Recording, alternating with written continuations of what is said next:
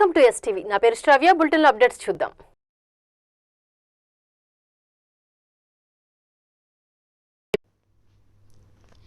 వ్యక్తిత్వ హననం మానసిక బలహీనులను ఆత్మహత్యల వైపు నడిపించే క్షమించరాని పదం.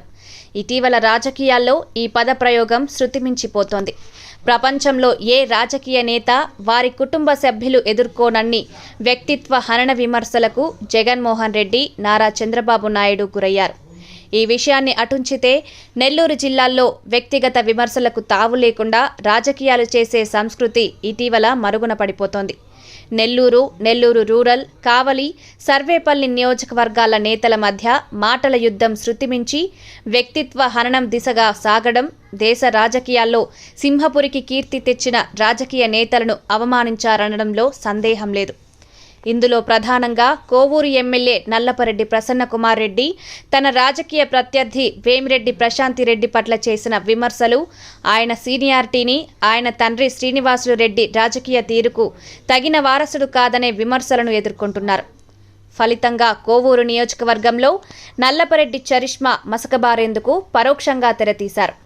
సొంత కుటుంబ సభ్యురాలన్న సోయి లేకుండా వ్యక్తిత్వ హనన విమర్శలు చేసి నియోజకవర్గంలో తండ్రి సాధించి పెట్టిన రాజకీయ పరపతి ప్రజాబలానికి దూరమయ్యారు. గెలుపు ఓటములు నేతలకు శరామామూలైన కోవూరు నియోజకవర్గంలో నల్లపరెడ్ల వర్గాలను తలవంచుకునేలా వ్యక్తిత్వ హనన విమర్శలు చేశారనే నిందను ప్రసన్నకుమార్ రెడ్డి మోస్తున్నారు. అదలా ఉంచితే ఊహించని విజయంతో ఎమ్మెల్యేగా అధికారం చేపట్టిన వేమిరెడ్డి ప్రశాంతిరెడ్డి కసిగా తన అడుగులు వేస్తూ నల్లపరెడ్డి చరిష్మాను మసకబార్చే దిశగా ప్రసన్నకు మద్దతిచ్చిన వర్గాల గుట్టును రట్టు చేస్తూ వారి ఆదాయ వనరులైన ఇసుక, గ్రావెల్, మట్టి, ఇతర అక్రమ ఆదాయ వనరులపై ఉక్కుపాదం మోపుతున్నారు. అధికారులతో వరుస సమావేశాలు ఏర్పాటు చేసి ప్రజాధనాన్ని దోచుకునే వారు ఎవరైనా సరే డోంట్ కేర్, క్షమించవద్దని ఆదేశిస్తున్నారు.